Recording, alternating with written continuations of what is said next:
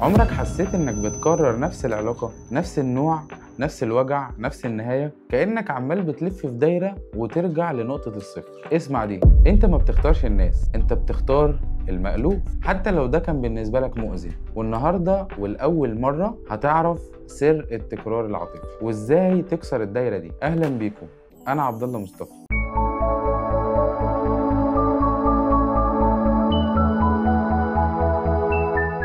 العلاقات أكتر حاجة بنفشل إننا نقدر نفهمها، ومع ذلك أكتر حاجة بنفضل نعيد. يعني نخلص من علاقة مؤذية وتقول لنفسك أنا خلاص اتعلمت الدرس، بعد شهرين نقع في نفس النسخة بس بوش جديد. طب ليه؟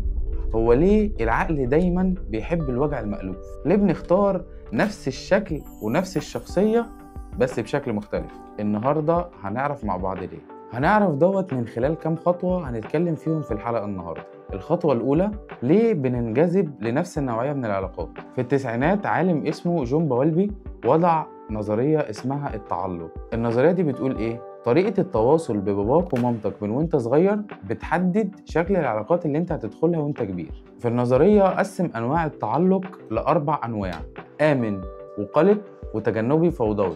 لو انت كنت اتربيت على عدم الاستقرار او الخوف او الحرمان او الاهتمام كان بيتقطع او كان حب مشروط، دماغك بيفسر ده ان ده الحب الطبيعي، فلما بتكبر هتنجذب لنفس النوعية ديت حتى لو كنت بتكره ده. هنا انت دماغك ما بتدورش على الشخص المناسب، انت بتدور على النوع المألوف بالنسبة لمخك ودماغك. يلا بينا نخش على الخطوة التانية، وهي ان الماضي اللي ما اتحلش بيفضل يتكرر. في علم النفس في مفهوم اسمه قهر التكرار. سيجموند فرويد قال ايه؟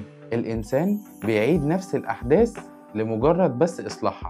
يعني ايه؟ يعني لو مثلا اهلك كانوا باردين عاطفيا، هتكبر وهتختار علاقات بارده عاطفيا، ده بس عشان تكتسب حبهم وتقرب منهم اكتر. يعني بتغير الماضي بالحاضر. او لو اتجرحت زمان، دماغك تلقائي كده بتختار علاقات شبه الجرح اللي انت اتجرحته عشان يدور على نهاية هو فاكر إن هي هتبقى أفضل، لكن كل مرة بترجع لنفس الألم. هنفسر دوت بقصة صغيرة كده نفهم بيها بالظبط إيه اللي عايز أقوله. واحد بيسأل صاحبه هو ليه كل مرة أرتبط بحد مش بيهتم؟ صاحبه سأله مين أول حد في حياتك ما كانش بيهتم بيك؟ سكت ورد عليه وقال له أبوي.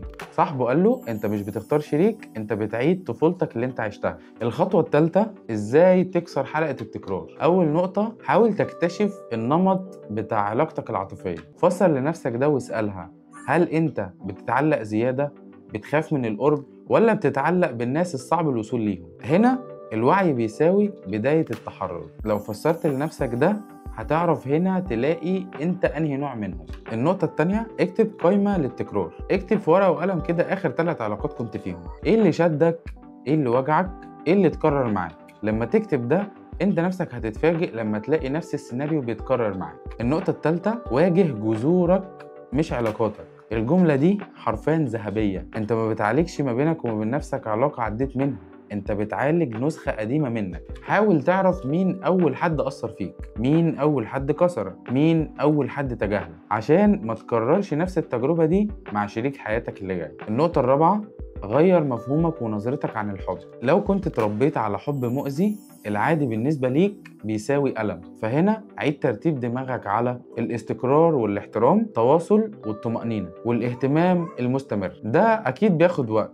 عشان تتعلم كل واحدة من دول، لكن هي كده كده ممكنة. النقطة الخامسة، اقبل الشخص المناسب حتى لو كان بالنسبة لك مش مثير في البداية. اللي عنده تعلق مضطرب بيتعود على الشد والجذب، في الشخص الهادي بيبقى ممل، لكن في الحقيقة ده الشخص اللي انت تستقر معاه. النقطة السادسة، اعمل حدود واضحة. قول لنفسك لا للشخص المؤذي، لا للغموض، لا للناس اللي بتوجعك وبتقول انا اتغيرت. لما تحط حدود لنفسك وتبقى واضحة، التكرار بينتهي. جاهزين للخطوة الرابعة؟ ازاي تعرف ان علاقتك الحالية تكرار للماضي؟ رد عليا انت في الكومنتات وجاوب الاسئلة دي. بتلاقي نفسك بتجري ورا الاهتمام؟ العلاقة اللي انت فيها قلق اكتر من الراحة؟ هل الطرف اللي انت معاه بيديك حب متقطع؟ دايما بتسأل نفسك وبتقول لنفسك هو انت مش كفاية؟ بيجيلك احساس ان في وجع بس انت مش قادر تسيب؟ لو اجابتك على كل ده يبقى انت مش في علاقة، انت في اعادة تمثيل للطفولة الصعبة اللي كنت فيها. خلاصة الحلقة في الكلمتين اللي هقولهم لك دلوقتي، دايما افتكر انت تستحق علاقة تشبه قلبك مش وجعك، وان انت لازم تتصالح مع ماضيك. ومش هتفضل تكرر وتعيد نفس القصة. النهاردة انت بدأت تبدأ قصة جديدة. لو الحلقة عجبتك اشترك في القناة وفعل زر الجرس. ما تنساش تتابعني في باقي المنصات، وهسيب لك اللينكات في وصف الفيديو لان اللي جاي هيكمل الصورة. وما تنساش تكتب لي ايه اكتر حاجة اتكررت في علاقاتك، يمكن نكتب ونعمل عنها حلقة كاملة. سلام.